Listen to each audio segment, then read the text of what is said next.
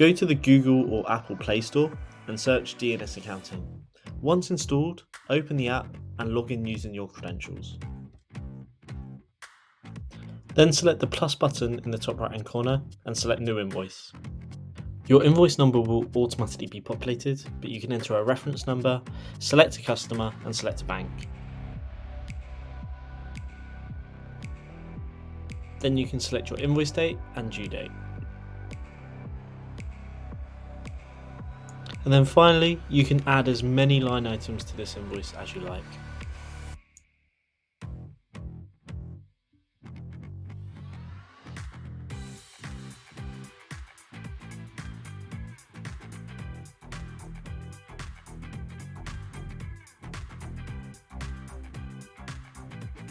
You can then save and send or save and send later.